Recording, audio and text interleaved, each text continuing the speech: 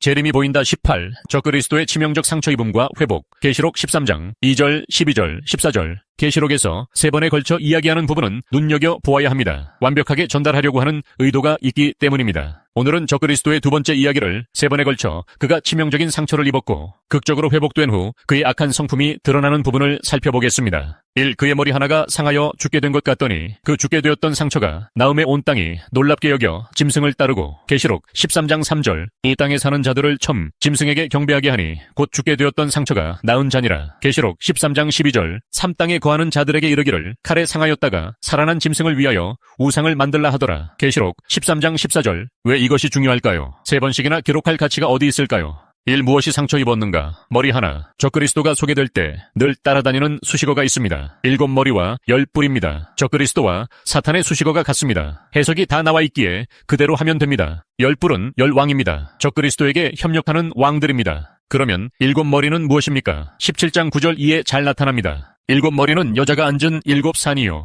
또 7왕이라. 산, 왕은 또한 제국을 의미합니다. 5은 망하였고 하나는 있고 다른 하나는 아직 이르지 아니하였으나 이르면 반드시 잠시 동안 머무르리라. 이 구절에 대한 여러 가지 의견들이 있습니다. 대체로 이미 있었던 5 제국으로는 애굽, 에시리아, 바벨론, 페르시아, 헬라로, 현재의 제국은 로마로, 미래에 나타날 제국을 마지막으로 봅니다. 중요한 것은 종말에 등장하는 마지막 머리가 중요합니다. 재림 전 적그리스도의 활동이 이곳에 집중하기 때문입니다. 중요한 것은 적그리스도가 활동하던 머리 하나가 상하였다는 말은 실제적인 머리가 아니라 그의 7번째 제국이 크게 상하였다는 것을 의미합니다. 물론 그 속에는 개인적인 부상이 포함될 수 있습니다. 어떤 사람들은 적그리스도의 제국이 8번째라고 주장하기도 합니다. 7이나 8이나 별 차이는 없습니다. 7번째와 8번째는 서로 연관이 깊기 때문입니다. 전에 있었다가 지금 없어진 짐승은 8째 왕이니 7 중에 속한 자라. 계시록 17장 11절. 3번에 걸쳐 치명적인 상처를 입었다는 말과 더불어 그 사건이 나타나는 곳은 어디일까요? 계시록 11장 13절입니다.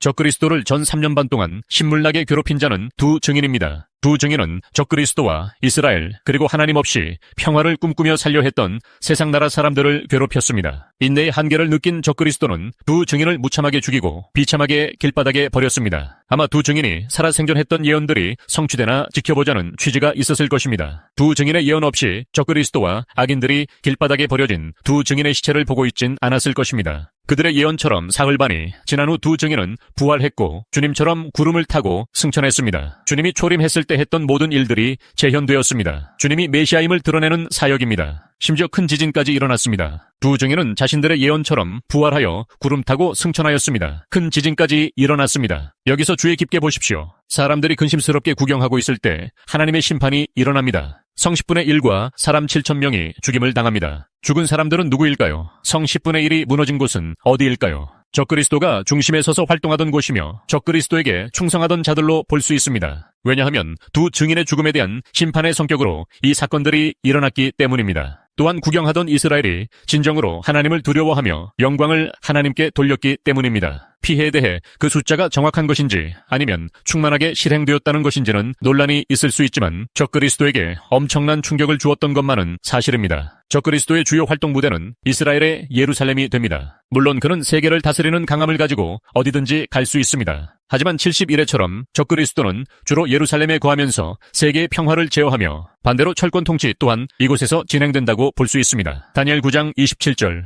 그가 장차 많은 사람들과 더불어 한 일해 동안의 언약을 굳게 맺고 그가 그 일의 절반에 제사와 예물을 금지할 것이요. 이 무엇에 상처를 입었는가? 칼에 상처를 입었단 말을 테러 정도로 생각해야 할까요? 계시록에서 칼이나 검은 모두 9번 나옵니다. 적그리스도가 성도들을 핍박하는 것을 제외하곤 나머지는 실제 칼이 아니라 하나님의 심판의 도구로 쓰입니다. 즉 칼에 상하였다는 말은 하나님의 엄중한 심판을 받는 방식을 이야기합니다. 2 증인의 부활, 승천, 지진이 일어났을 때 적그리스도와 그 나라가 일시적으로 심판을 받는 모습입니다. 왜 이런 심판이 있어야 할까요? 추론입니다만 하나님께서 적그리스도와 그 추종자들에게 회개의 기회를 주신 것 같습니다. 물론 이스라엘을 긍휼히 여겨 돌이킬 기회를 제공하는 것이 더 근본적인 계획입니다. 하나님은 악인들이 하는 일이 잘못된 것이라 생각할 수 있는 회개의 기회를 주십니다. 3 상처의 정도는 어떤가요? 치명상입니다. 거의 죽음 직전까지 갔지만 죽지는 않았습니다. 사탄, 적그리스도, 거짓 선지자는 악의 삼위일체입니다. 적그리스도는 진짜 메시아이신 예수님을 모방하며 흉내내는 일을 합니다. 회개의 기회를 오히려 자신이 진짜 메시아인 예수님처럼 꾸밀 기회로 삼습니다. 그는 치명적인 상처를 입었는데 회개하지 않고 마치 예수님처럼 부활을 흉내냅니다. 거짓 선지자를 통해 자신의 우상을 만들고 경배하게 합니다. 죽었다가 다시 살아났다고 자신을 메시아인 것처럼 속입니다.